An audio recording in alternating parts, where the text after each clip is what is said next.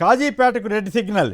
2 ఏళ్ల క్రితం ప్రధాని శంకుస్థాపన చేసిన కాజీపేట మినీ కోచ్ ఫ్యాక్టరీకి బాలారిష్టాలట. మరి ప్రైమ్ మినిస్టర్ గారు శంకుస్థాపన చేసిన దానికి ఈ పరిస్థితి ఎందుకు వచ్చిందో.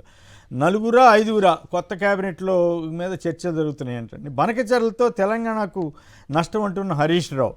ఆ విమర్శలపై స్పందించవద్దు, పార్టీ బలోపేతంపై ఫోకస్ పెట్టనంటూ కవిత గారి ఇష్యూలో కేసీఆర్ గారు డైరెక్షన్ ఇచ్చారట. ఇక మొన్నటిదాకా షర్మిల గారిని బుధాన్ని వేసుకుని మోసి ఆవిడ ఇప్పుడు విఫల ప్రయోగం అని వాళ్లే ప్రచారం చేస్తున్న ఎల్లో మీడియా ఉంది కదా, వాళ్ళు పార్టీ మీ జాగేరా అక్కకే సపోర్ట్ అంటూ సోషల్ మీడియాలో విపరీతమైన అయ్యొస్తూ ఉన్నాయంట. మరి నిన్నేమో కేటీఆర్ గారు కేసీఆర్ గారు కలిసిన తర్వాత అసలు ఆ ఇష్యూలోకి వెళ్ళొద్దని అంటున్నారు. అయితే వాళ్ళ ఇంగ్లీష్ పేపర్లో దాంట్లో కవితని సైడ్ లైన్ చేసి ఈ సమస్య ఎట్లా పరిష్కరించాలని ఆలోచించాలని అనుకున్నారట. మరి ఎల్లో మీడియాని నమ్మి కవిత గారు మోసపోతారా, లేక మరో షర్మిలని ఇప్పటికే ప్రచారం అవుతుంది కదా, అట్లా జరిగే ఏది ఎల్లో మీడియానే రాసింది మళ్ళీ షర్మిల విఫల ప్రయోగం. చిట్టిబాబు గారు సంక్షిప్తంగా కవిత ఇష్యూలో కవిత గారిని ఇప్పుడు ఎల్లో మీడియా బుధాన్ని వేసుకుంటే వాళ్ళని నమ్మొచ్చా?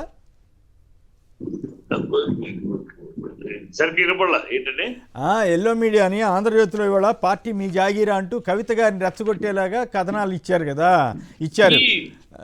ఎల్లో మీడియాని నమ్మి కవిత మోసపోతారా, లేక నిజంగానే కవిత గారు పార్టీ పెట్టాలని ఆలోచన ఉందా, వీళ్ళు రెచ్చగొడుతున్నారా? కుటుంబాలను చీర్చి సులకానంతో పోదటం ఆ మీడియాకి అలవాటు అండి. ఆ ఎల్లో మీడియాకి బాగా అలవాటు.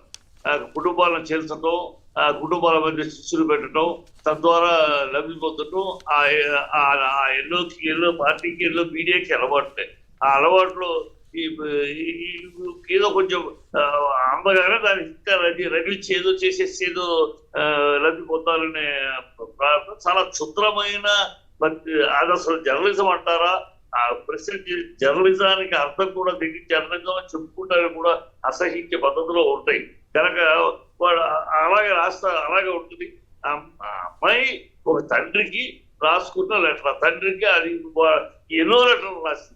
ఇవాళ ఇది కొత్త ఫస్ట్ లెటర్ కాదండి, ఎన్నో లెటర్లు రాసింది. అట్లా ఆయనతో అలవాటు, ఆయనతో డైరెక్ట్ గా కూర్చొని మాట్లాడటానికి అవకాశాలు, ఆయన మైండ్ సెట్, ఆయన విధానం, ఆయన కనుక ఎప్పటికప్పుడు ఏదైనా ఒపీనియన్ ఉంటే రాసి ఇచ్చేయటం ఇచ్చేస్తారు. ఇది మా ఇంట్లో ఉంది సార్ అలవాటు. ఎవరో మా ఇంట్లో మా నాన్నగారు మ్యాచ్ తెలుసు, నాన్నగారు మహా కోపిష్టి అయినా సార్, అందుకని మేము ఏదైనా నాన్నగారికి చెప్పాలంటే ఒక లెటర్ రాసి మా అమ్మకి ఇచ్చి అమ్మ నాన్నకి చెప్పి అని చెప్పి ఇచ్చేవాడు. ఎందుకంటే ఆయన ఏమంటారో అని, ఏ టైంలో ఏ మూడ్లో ఉంటారో అలా ఉండేవాడు. అది అలవాటు ప్రకారం ఆయన ఇచ్చింది, ఎన్నో ఇచ్చింది. ఇది బయటకు వచ్చింది. ఎవరు బయట పెట్టారు దీన్ని?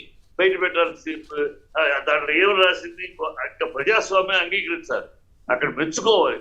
ఒక తండ్రికి ఒక నాయకుడు అధినాయకుడు చేసిన ఉపన్యాసంపై సరే అట్లా కాదు ఇక్కడ పాయింట్ ఏంటంటే, సరే అవన్నీ చర్చ జరిగినాయి. ఆవిడ కేసీఆర్ దేవుడు చుట్టూ దెయ్యాలు ఉండటం అంటని ఆవిడ మరి వ్యూహాత్మకంగా అన్నారా, లేకపోతే అతిథి మరి అంత తెలివితనంగా అనలేదా, ఏం చెప్పలేం. కానీ బట్ ఆ ఇష్యూలోకి కాకుండా ఇప్పుడు ఎల్లో మీడియా చెప్పినట్టుగా ఆవిడ నేను ఒకరోజు పార్టీ పెడతారని, ఇంకో రోజు ఏమో ఆవిడకే మద్దతు ఎక్కువ ఉందని, అంటే ఆవిడని ముంచుతారా వీళ్ళు తేల్చుతారా చివరికి? ఆవిడని పొగబెట్టి పంపించే పరిస్థితే ఉందండి. పొగబెట్టి పంపించే పరిస్థితి కనపడుతుంది. అందుకని అన్ని ఇది డైరెక్ట్ గా కాకుండా అన్ని ఇండైరెక్ట్ గానే జరుగుతున్నాయి. ఆమె చుట్టూ ఉన్న వాళ్ళు కూడా మొన్న కూడా ఇది జరిగినప్పుడు కూడా ఎవరు జెండా పుచ్చుకోరా, పార్టీ జెండా పుచ్చుకున్న వాళ్ళు ఎవరు లేరు. కేవలం ఆవిడ భర్త సైడ్ కుటుంబ సభ్యులు వీడి పక్కన వాళ్ళు ఎవరు రాల. అంతర్లీనంగా కనపడిన ఒక ఇన్నర్ ఫైట్ కనపడుతుంది. అది ఆ ఫైట్ దానికి ముగింపు అంటే ఈ కేసీఆర్ గారు బయటికి రావాలి, కేసీఆర్ గారు నోరు తెరవాలి. ఆయన ఎప్పుడు తెలుస్తాడు, ఎప్పుడు కనపడుతుంది మాత్రం ఖచ్చితంగా లోపల జరుగుతున్న ఒక నిగూఢమైన నిప్పు రగులుతాను. రైట్, అది ఏ రకంగా పరిష్కరించుకుంటారో ఏంటో చూద్దాం.